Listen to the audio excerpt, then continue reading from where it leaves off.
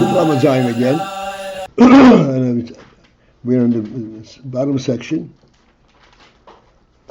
We're speaking in general of the principle of etzem and his pashtus, oyer and moyer.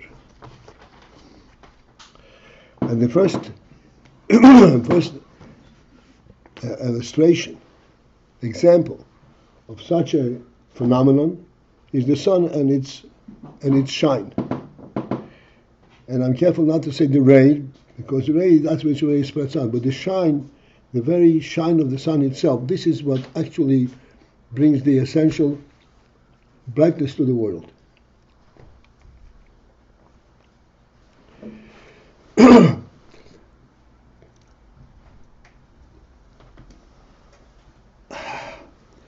I want to introduce is not the correct word. I'm going to discuss something that we are aware of it, but we haven't really made a point of it.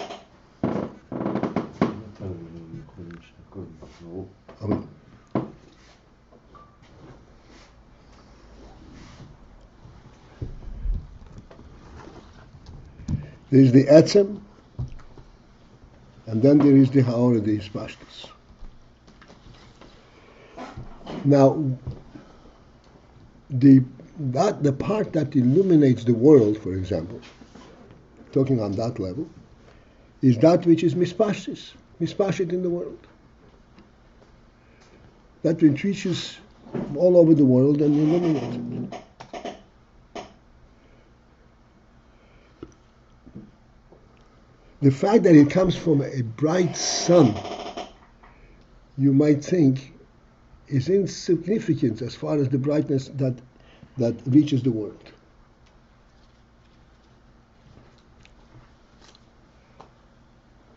And as we shall see, that is not true at all.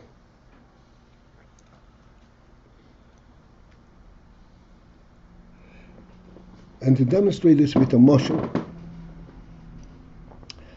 a worldly mashal.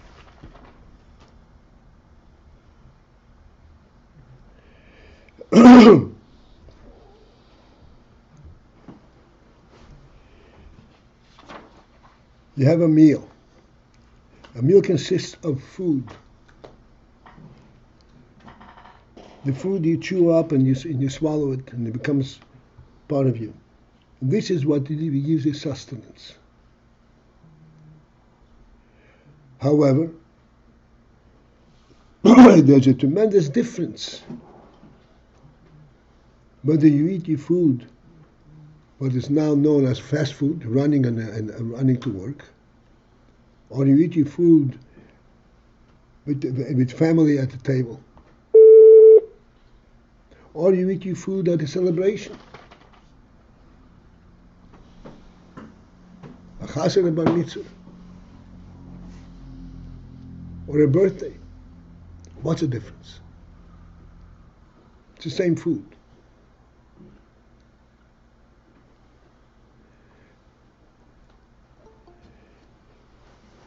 So we thought long elaborations, I'm sure, and said, we understand, we see it. And eventually what we see will surface in our explanation, our discussions. The principle is there's reality behind the food that you consume. It's a suitable phenomenon to sit there and eat this fancy food. The fancy food is the same. But the fact that it's suitable to the environment has a great significance. Where this fancy food brings you into the environment, lifts you to a different aura, in different sense of reality.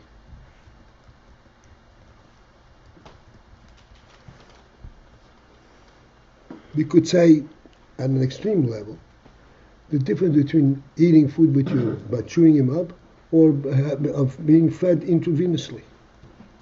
When you're fed intravenously, you're also getting your vitamins and your sustenance, but you're not You're not at all experiencing. You're not involved in it.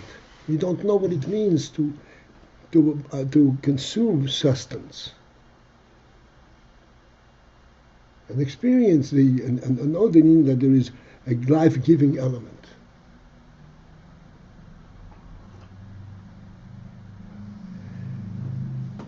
Coming back to the sun and the daylight.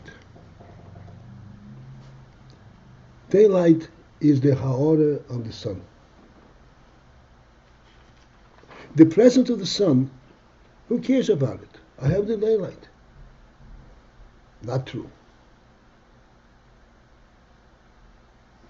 The presence of the sun is that which substantiates the daylight.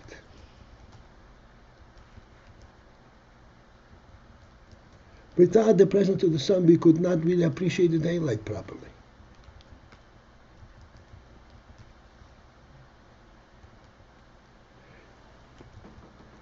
The same is true in Oyer B'chayes HaNefesh. It says over here, Oyer B'chayes HaNefesh. Right in the first line on the second section. K'moi Be'er Ziv HaShemesh, just as it in the Oyer B'ziv HaShemesh. K'moi Kein Hu Be'er B'chayes HaNefesh. The same is true in Oyer B'chayes HaNefesh. Ha'lahachis is aguf, to bring life to the guf, to enliven the guf. Even though, let me say a few more words because we already went through this. Shehugam ki rag ha'or levad. This, the oil that enters the guf is only ha'or. Shari'etzem ha'nefesh nimshlach es aguf. Since that the essence of the nefesh is not drawn to be nachish as aguf. Rag ha'aros levad, only its ha'or, only its reflection. So all you need is reflection of the air. But if you didn't have the nefesh, there would be lacking in reality in this ha'ora that comes into the guf.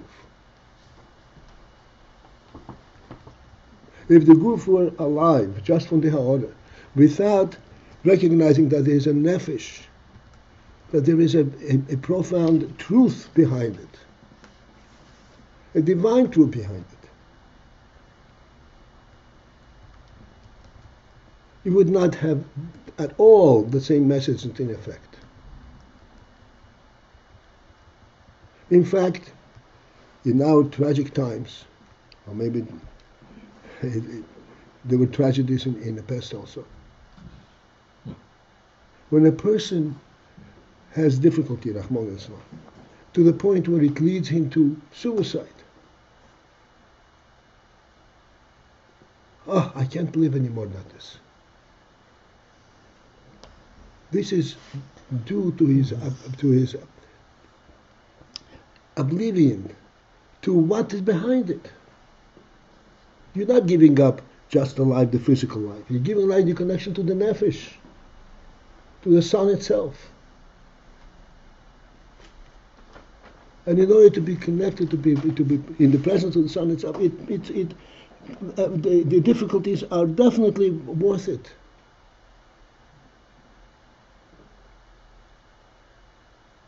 The nefesh, it's not just the physical life experience that you are struggling for. You're struggling in order to be in contact and be aware and to appreciate the actual life source itself, which connects it back to the life source of the whole world and the God Himself.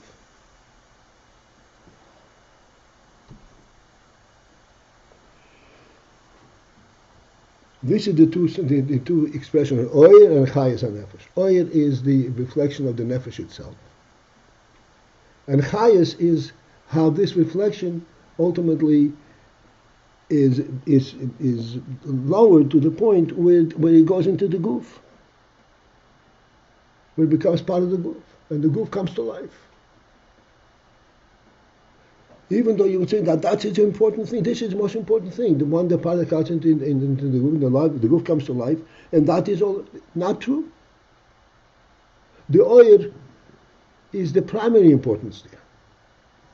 Without the sense of the oyer of the nefesh, you could not really accept the process of living in the guf, of a living guf.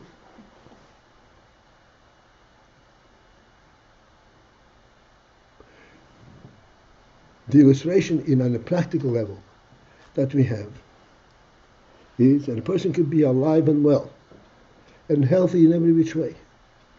If he has nothing, no significance in his life in the world, boredom is one of the greatest sufferings that a person can have. It means he's healthy and alive. But there's no significance, there's nothing behind it. There's no nefesh. He has the chayes haguf without the oil hanefesh.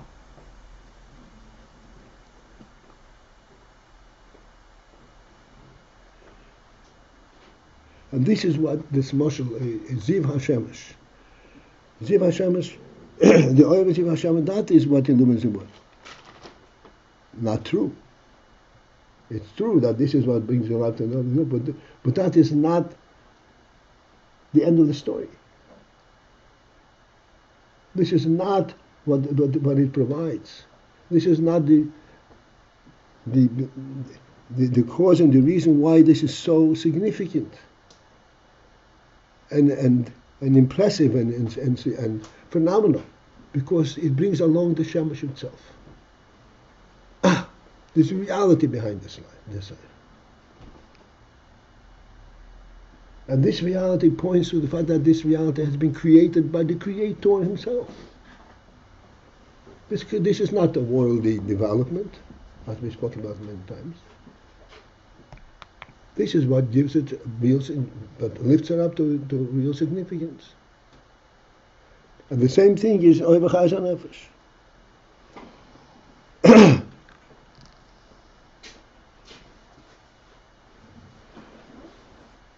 Which is also Ha'or Lavad. I'm reading the second line again.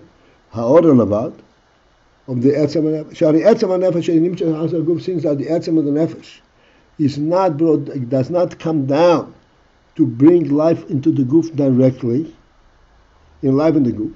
Like Ha'or Lavad, only the reflection of the Chayes of the Nefesh. This is what reaches the body. Okay, this is going to be discussed now. V'lochein, for this reason, since that the Etzem HaNefesh is not imbued into the Guf, only the Ha'or, this is why Einei Peil Shinu B'Ho Etzem. It does not cause any change in the Etzem, in the essence of the Nefesh.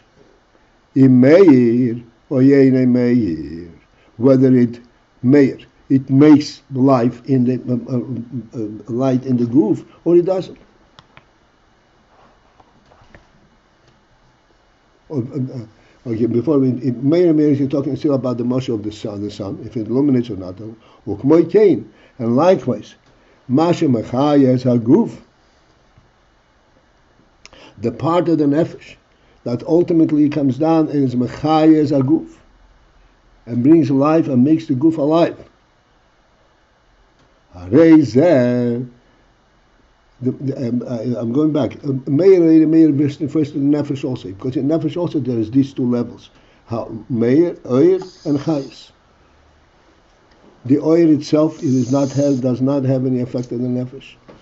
And the Chayes that ultimately is imbued in the Guf is also without effect on the Nefesh. The fact that it's Mechayes Haguf is not via the process of Hisaskus, of engaging, of processing, of working to make the Guf alive. Although it is the Oyer HaNefesh that brings the Guf, that brings life to the Guf, how then do we kind of describe this phenomenon? As follows: Shalidei Yislapshus Ibeguf, whereby it's Hislapshus and it's entering into the Guf, Memele Haguf Chai. Automatically, effortlessly, by his presence in the Guf is alive. The Guf is alive because it has life in it.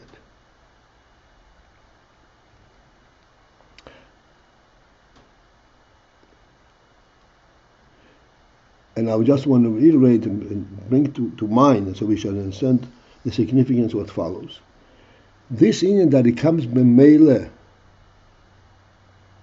which means that it is a reflection of the actual source of life, is of great significance.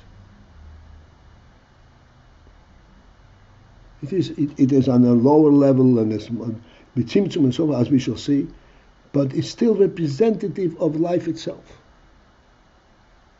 And this is the great message over here. And this is why it is memela. This is why it is effortless, because the source from which it comes is life itself, is the essence of life. Essence transforms everything that it touches into its quality. Like the Moshe, the essence of the sun that illuminates the world. Yes, the ray of the sun has to travel and to go all over the place, but what illuminates the world is the essence. That's the real thing.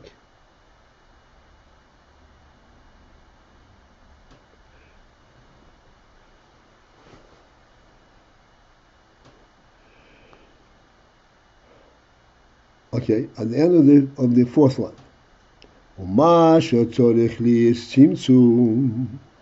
The fact that there needs to be a tzimtzum, a contraction in the oil of the nefesh. Bigdei slavish beguf, in order to enable and allow the oil hanefesh to be mislavish in the guf, to imbue itself into the guf. So you would think that it is a special activity on the part of the nefesh to bring life to the guf. It is not nefesh itself. It's not a reflection of nefesh. It's an activity of the nefesh rather than nefesh itself. He says no. Yes, we do need tzimtzum, but that does not represent something different than the presence of nefesh. How do we explain that? It is a tzimtzum, and yet it is not something extraneous, it's something different than nefesh itself. The explanation is, the tzimtzum is zehu. The meaning that there needs to be a tzimtzum, that is rak. Only the effect of the tzimtzum and the purpose of the tzimtzum is only bigdei sheyiyeh leishachas el haguf. Is in order that the oil hanefesh, the chayas hanefesh, should have some kind of a relationship to the guf. And if it has a relationship to the guf comes to life to it.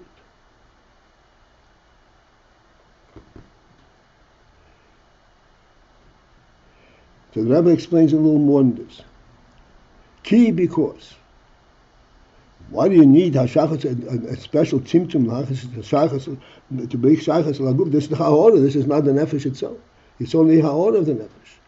The answer is ki gam ha'orah is nefesh, because even the ha'orah of the nefesh ein lo shachas l'guf does not have inherently a connection, a relationship to guf. And we can readily understand it. Life and guf, which is lifeless. How does one recognize the other?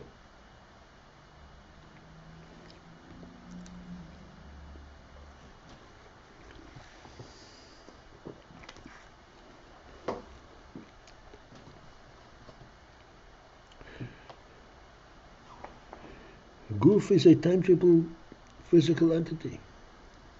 In order that nefesh, nefesh, should be able to affect the guf, you have to identify in the nefesh, in the chayza nefesh, something akin to tangibility. Otherwise, there is no correlationship.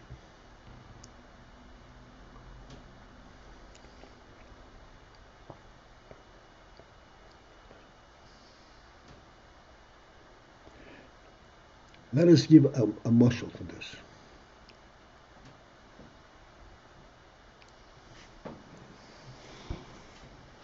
You greet a friend or a child.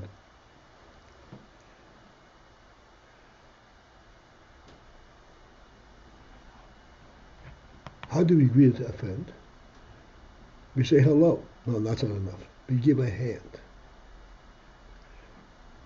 What is the handshake do to relate and to express your relationship to your friend? Isn't the most important? The real thing that happens is that you look at each other and you greet each other. And you ask, "How do you do?"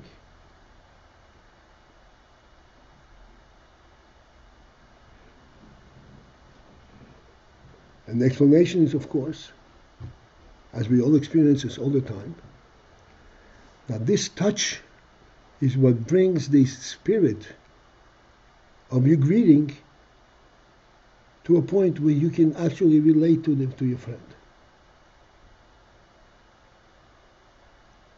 It's the same greeting, but in order to transmit it and to express and to bring this into that connection, you are bringing this greeting to a tangible level.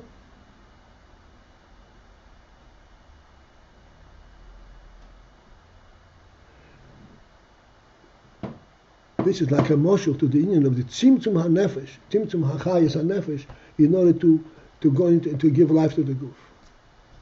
It's exactly the same chayas. But in order that it should be able to be imbued in the goof, it has to go down to the level of the goof, so that it would have a shachas to it.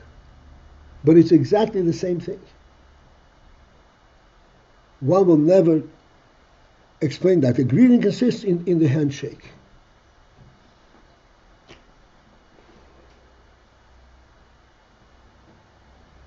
The handshake is a low level of the greeting that brings that across the bridge between the two people.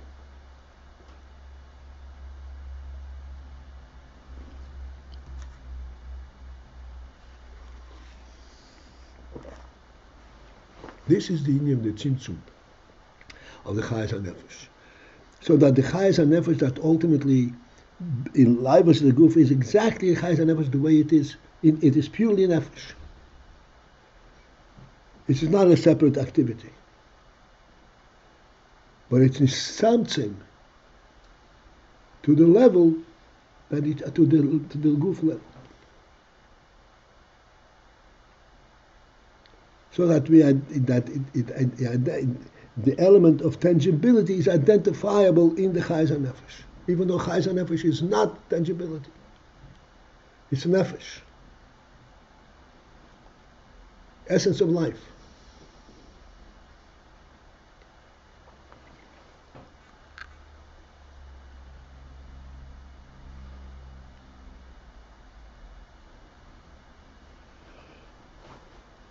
Seems like... I'm sorry? It does seem like we're saying it's mamela, it's effortless, and yet we are saying it's very precisely measured out.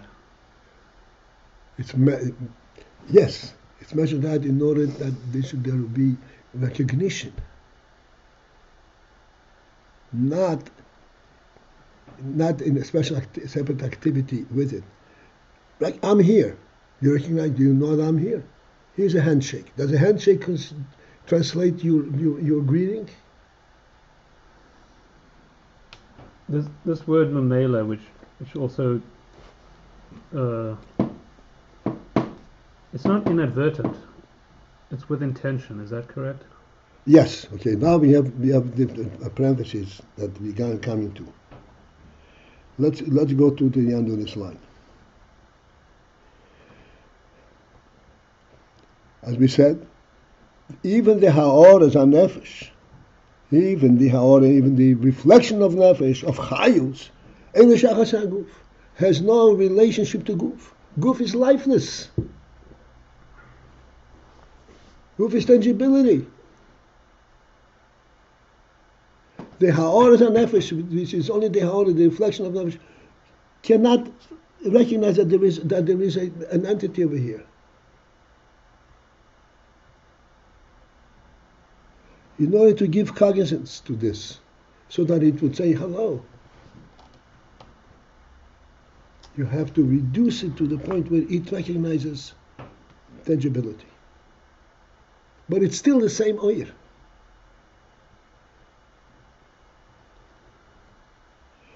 Let's go into the parentheses. V'chayes ha-nefesh b'derech klal hu b'bchinas epnimi. But the chayes ha-nefesh, the life of nefesh, that enlivens, generally speaking, in essence, it is b'derech epnimi. Epnimi means an internalized oir. It is not an oir that tells you, I'm here. But it puts itself internal into you.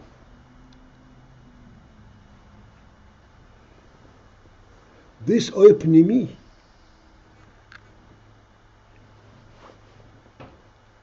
is still chayes ha-nefesh. It's still nefesh. Shas has another moshel. This is a very good moshel. I never thought of it before. When you greet somebody and you give them a hand, this handshake, does that take the place of you greeting?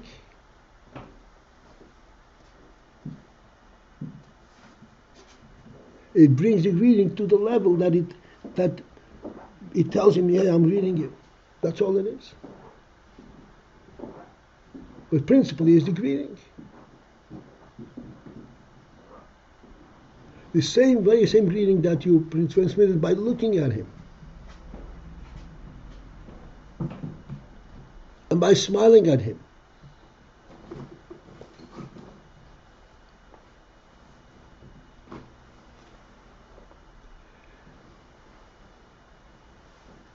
So this explains the principle that you have the oir and yet it becomes chayas. Because in nefesh is chayas, it gives life by imbuing itself internally. Pnimi.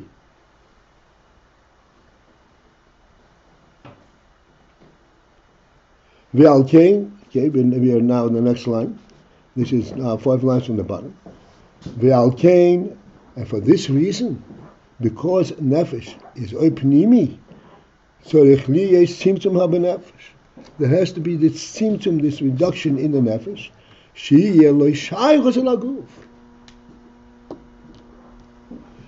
So that the nefesh, the chayes nefesh should have a relationship to the goof. This symptom is only to identify in the chayes nefesh something akin to a tangible entity.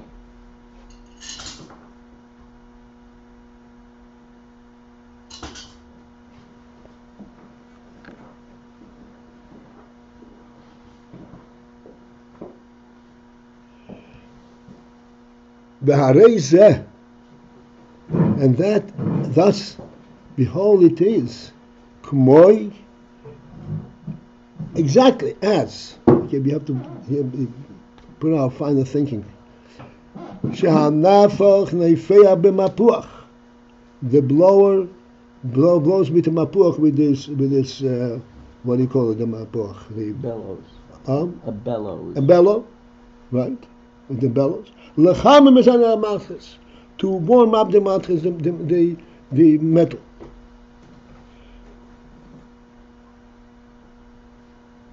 The mattress gets heated up from the fire, not from the air that blows it.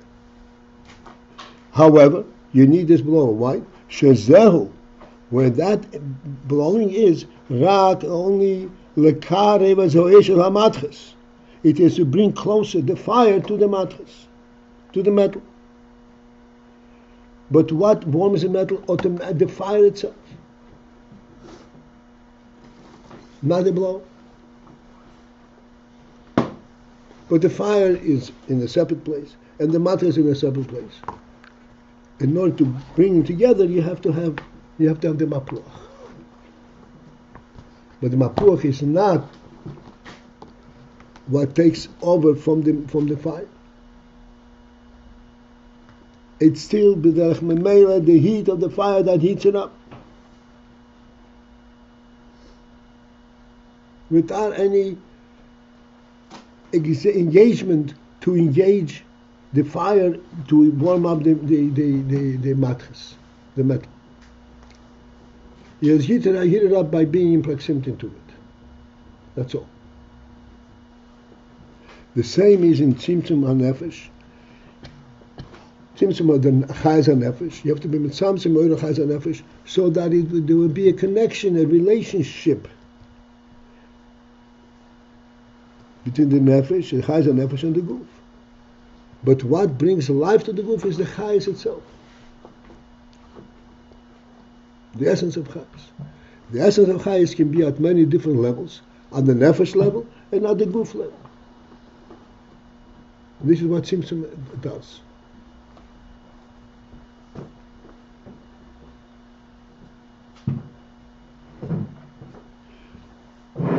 Likewise, the